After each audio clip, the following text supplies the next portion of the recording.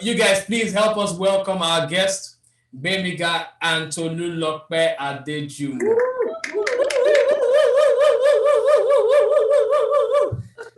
It is so good to have you guys. It really is. Thank you for having us. So good to be here.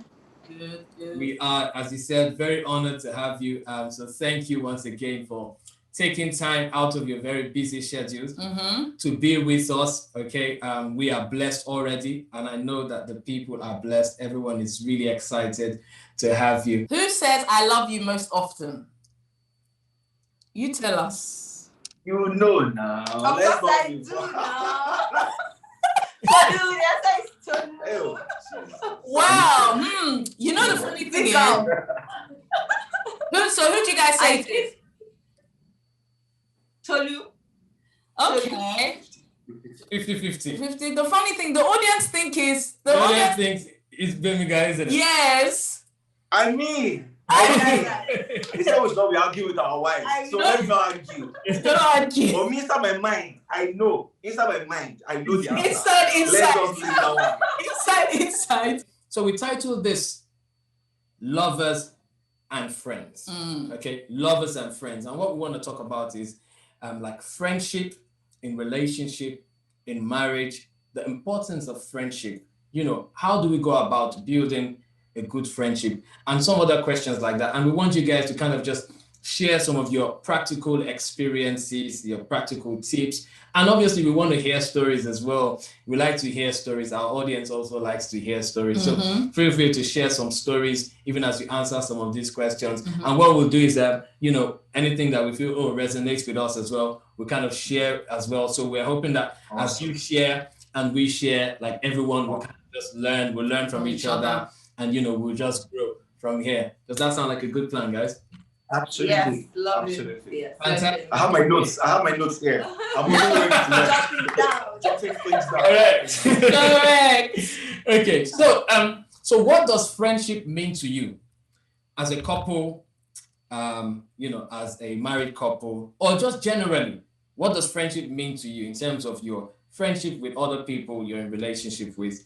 What would you say friendship means to you? Ladies first.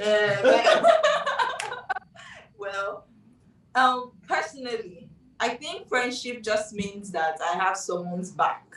Like, I know that you are my person. Come rain, come shine, you are my person. And I feel like that's why it's important for a lot of people to separate friendship from just, you're an acquaintance or you're just someone I know. Because once you say that word friendship, it actually is rooted in so much more than just we hang out or we go to the same church. It's actually, for me personally, is you are my person and I have your back and you have mine. Yeah. I love that. Totally agree. It's for me. It's more about the commitment aspect of it. It's beyond just the title and the byproduct of friendship. I think the core, really, for me, is commitment. I'm committed to you. I have your back, like she said. Whether we argue or we fight, I'm not going to let whatever it is that happens. Trump. I'm not supporting Trump. Just Trump. Support him. He's gone. If he wants. I'm not going to let anything that happens, arguments, fights, trump whatever it is that we say we have, right? So even when I'm tired, for instance, I'm going to pick up the phone and check up on you because you're my friend. You're my best friend. So for me, it is that commitment that kind of makes the difference. Yeah. I love that. Yeah. I love that. So I think what I'm hearing is someone that has your back. So if I call you my friend, it means you have my back and I also have your back. Okay? Because what we realize is in this life, as they say, some people say, this life, no balance. So we see some friendship quotes where, and I think, I so much agree with you guys. So you start having your back. You see some friendships where they are just friends by title, right?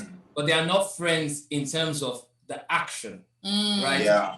There's a saying, it says, a friend in need. It's a friend. A friend indeed. So, and they always say that's when you see your true friends, when you're going through a difficult time. So, can you have my back? That's what I'm hearing you guys say. When I feel like I need a shoulder to lean on, will you be there for me? Okay. Despite the season, because something that you said there was come rain or shine. So you find that even as growing up, there's friends that I had in secondary school, and then our values kind of changed in college or uni. So our seasons changed. So we're not friends anymore. That was a seasonal friend. So when you said that come rain or shine, a true friend is a friend through all seasons. I love Winter, summer, spring, fall, whatever. Harmattan, rainy season. Exactly. So I love that. You have to chip in the Harmattan. But I think communication is very, very important.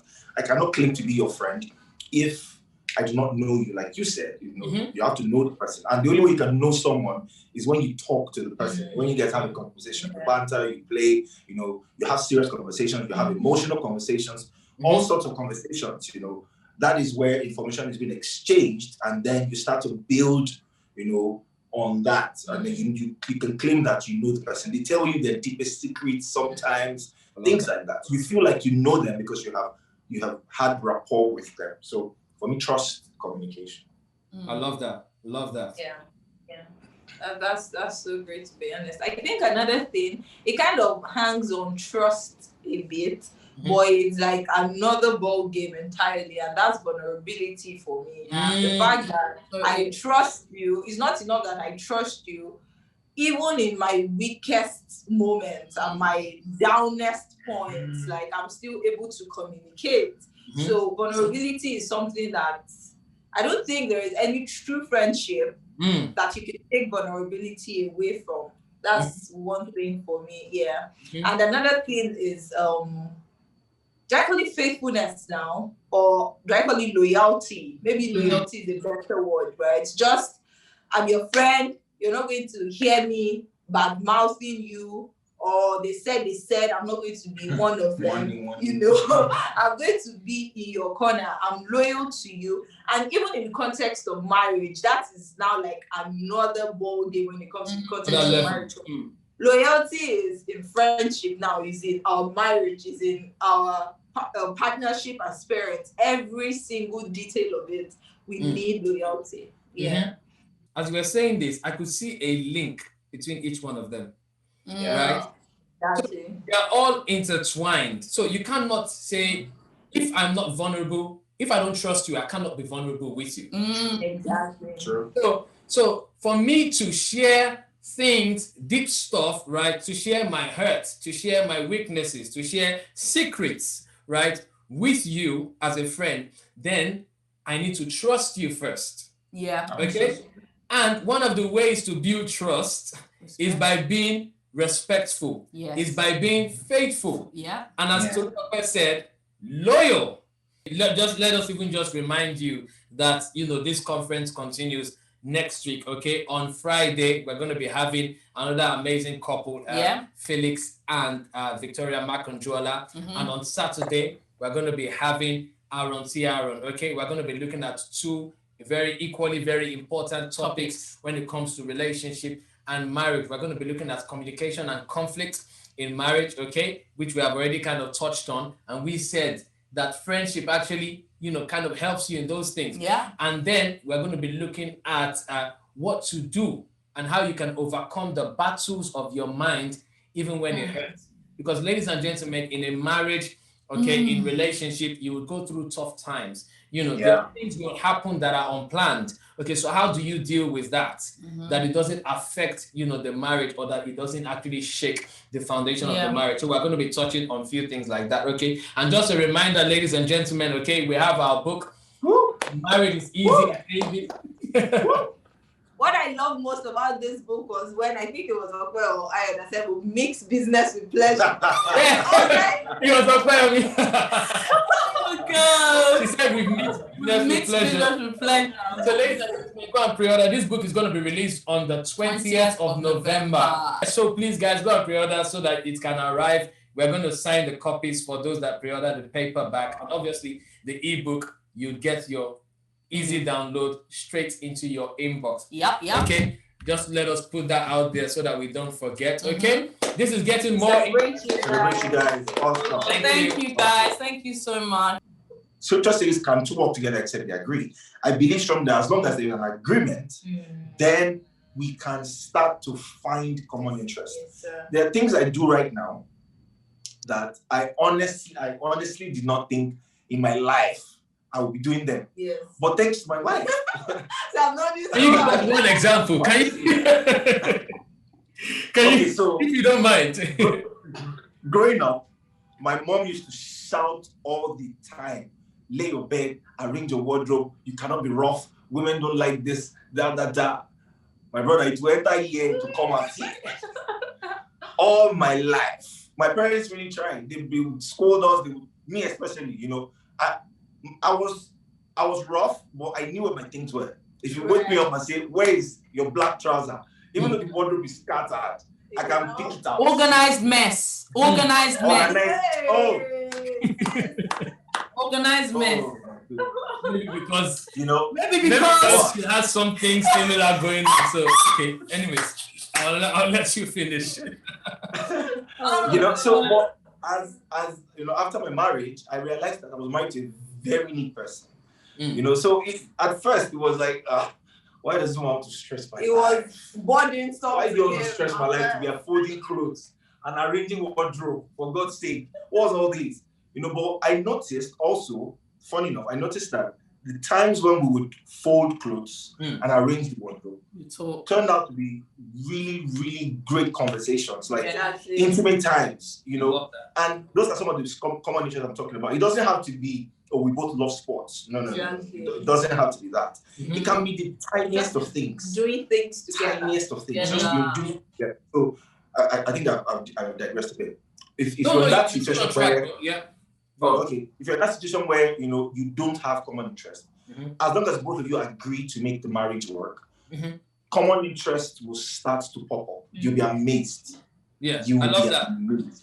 So from what you're saying, what I'm guessing or what I'm interpreting is that you definitely need common interests.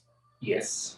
So you need common interests, okay, for a marriage to actually be enjoyable, okay? Yeah. It does not mean that you don't have your own interests, or you don't have your own personal life, okay? However, if you want to build a strong friendship, a strong marriage that is enjoyable, you need to find somehow common interests. Sometimes you develop these interests, and sometimes it just happens that, okay, you like to sing, I like to sing. You like to dance, I like to dance. You like sports, I like sports. That is good. So where you don't see any of those, it is very important, guys, okay, you're hearing it here, to actually look for a way. And the key word there that my brother used was, you have to be willing. Willing. Okay, so are you willing? That is the question that I'll be asking you. And that's the question that you should be asking yourself if you find yourself in that situation. Sorry, Tolulope, you wanted to say something there? Well, yes, my brother said it all. My brother. Oh, God. You can't have a relationship without playfulness. And it's so funny because a lot of us grew up and we saw like our parents say, Mama so and so and Baba so and so. That's how they refer to Tell me about this. And we thought it was normal, and then we heard other ways, and we're like, no, I'm not gonna be like that. I'm not gonna be like that. Yeah. Looking back on it, did our parents start off like that? No, because we weren't there in the beginning, so there was nothing for them to say, Mama and Baba, Mama doing. We were not there in the first place. They must have been doing some love. There must have been Dia. There must have been Oni. There must have been different things. But something changed. Something shifted them from lovers to just parents doing life. Doing life. Exactly. And I just believe that, we need playfulness. You see, we're going to be in this journey, even as when you're dating, you're going to be in this journey of marriage for, by God's grace, the rest of your life. The rest of your life is a long time. Very long. Pretty long. Like, you need to have some playfulness. I noticed that before you said the word banter, you need to have some banter. You need to chill, because the children that you're looking at now, and them too, they'll go home, they'll go to your little club. They will up and leave. You will do cry on engagement day and say bye-bye. And then you'll be left with just you two. And I remember in school, there was a term that we learned. It's called an eggshell marriage, an empty shell marriage, which is basically what they described is that when the children leave the home, all that's left of the marriage is the shell. There's nothing inside, because what was inside before was the children. And now if the shell is just on the egg, what happens? The body of the egg is not there to hold it. Absolutely. The thing will break. And that's when you find, so you'll see that some marriages, you'll see that, why have this couple been together for 35 years, 40 years, and they want to have a divorce now? And it's things like that, you know, because it was empty. It was empty. Yeah. But there wasn't friendship there. It was just based on, okay, we are parents together. And then when the kids go, there's nothing. Because I feel like it's one thing to develop a friendship. It's another thing to now maintain the friendship, isn't it? So what are some of those practical tips? And we might have touched on some of them, but, you know, let us spell those out. So, okay, now I want to actually build this strong friendship as a foundation. Perhaps there's a couple on here that feel like, okay, we don't have this friendship, or we lost our friendship, or, okay, we have this friendship, but it looks like we're struggling to maintain it. What are some tips? What can we do? You know, we want to know. People want to know, so that we can all win in this thing called relationship. Please help us, guys. You go first. Okay. I think it's mostly for those who are already married and probably lost their friendship. I'll try and touch on that. I think it's for me, it's mostly about digging deep and finding those things that used to make you guys friends and making efforts to start doing them. I remember when we were early in our marriage, for instance, there are days when movie nights would turn to conversation night and we're talking till like 3 a.m. Yeah. And wait, are we not married? Why are we talking as we're going to go to different houses? Yeah. We're single to inside the room. You know, things like that. But if we probably didn't make an effort to watch that movie, maybe the conversation wouldn't have happened. You know, so those are some of the little things that sometimes, you know, spark the friendship and help the friendship to grow. You have to go back to those fundamentals, the common interests, the things that pulled you together in the first place, right? You cannot just ignore them. You know, you have to find those denominators and make them work. If it is taking strolls at night, for the first 5 minutes, you might not say a word to each other. It is okay. Keep walking. Not Johnny Walker. Just keep. Sorry, sorry. Not Johnny Walker. I went into the flesh there. I wish you would help me. You know? So you have to try. You have to make those, you know, you have to try, make that effort and find those things again. Because if you keep leaving it to, you know, it will not come back. The devil doesn't want your marriage to work. So he will not allow you to find those things. You have to consciously choose. We have a poll for you guys, okay? Let us just launch a new poll for those in Zoom. And on YouTube, the question is simply, should your partner be your best friend? Okay? Your bestie. Should your partner be your best friend? The Holy Spirit should be your best friend. Okay. So what do you guys think about that? About couples being best friends? But I think it's I'm trying to look for the best analogy to describe it. It's like saying, should you eat bread and beans or cornflakes and beans? Like for me, it's like a no-brainer. Like bread and beans are a match made in heaven. You literally cannot do without. So for me, it's like you have to be best friends. Yeah. If you ask me, I would boldly say that is how God intended for it to be. You know, everything has to lock together, and that's one of the things that helps you to lock it together. You know, everything has to be like here. That way, there's no crack for the enemy to come in and, you know, all those things. So yeah, for me, it's definitely yes. And we spoke about what's it called, friendship, right? We didn't even have to put the best in it.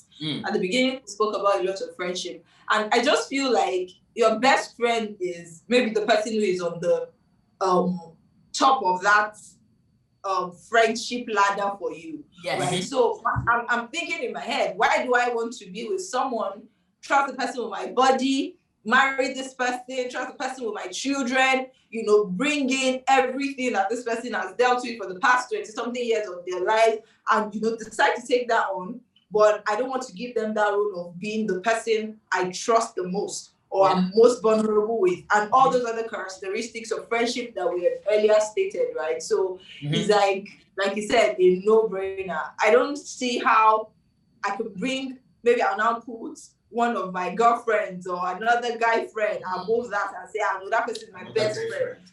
We'll come to that. So I say that person is my best friend over my husband. So, and it's good we're on the same page on that. I feel like your partner has to be your best friend. Love that. Let's go back to your mantra. I love it. Your marriage mantra is lovers like friends. Okay. So can you please explain this concept to us? Possibly with an example, how does the concept work? Are you first lovers, then become friends, or are you friends, then become lovers? What does that mean to you? Just can you share with us, please? Okay, so like I hinted in the beginning, when we started talking, it was just conversations upon conversations. We were friends, like good friends. My sister used to tease me then that this friendship castle you people are building, instead of you guys to define what is going on here, you're forming, we are friends. Like, we literally built a friendship castle. And the way I see it is, it's like a house, right? The lover bit is the part you can see. But the foundation that holds it is the friendship that has gone deep with it. Preach. My God. I need to Solutions, mama. Guys, I hope you are hearing that. I love that. See me in my office. People need to understand that there is no template for friendship. If you ask me, there's no template. The things that take for you guys might not necessarily be what takes for us. So if you're trying to build your relationship or your friendship based on a certain template you watched on Paloma, or you watched on some movie or whatever, it will probably not work. Yes. You have to find what works for you. She gave an example the other time. At the time we used to talk on the phone till 2 a.m. I will now wake up 5 a.m. I'm going to my bank job. Goodness. MTN used to send me message to appreciate me, for your contribution, for your loyalty. I mean, and vice versa. So that worked for us, right? We're not trying to build that friendship based on a certain expectation or a template that we saw somewhere. Yeah. If she doesn't call me, I would call her. If I don't call her, she will call me. I won't be forming and saying, "Oh, my boyfriend has not called me today. It is already 11 o'clock. So that means it's with another way." Come on. Build your friendship the way your friendship is with, I don't know how to say it. Just do your thing. There's no, you're not in competition with anybody. Just do your thing. I love that. So and that's something that you have to grow organically, right? Absolutely. That's the word. Yeah. I need to jot that down. I need to really jot that down. You need to jot things down. Okay, so and guys, in all seriousness, right? I hope you guys are feeling this in the comments. On YouTube as well. I hope you guys are with us. I hope this is helping someone right now. Okay? I hope this is helping someone right now, because so many gems are being dropped right now. So many gems are being dropped. So even as you learn from us, or you learn from any couple or any pastor or any mentors of yours, okay, you need to understand that you're not going to necessarily copy and paste. Okay? Don't try to copy and paste and say, okay, this is exactly how it was, so I'm going to just take it and just paste it. Work. That's why I like Microsoft Excel. Sometimes when you copy the formula and you paste it, it will tell you. Oh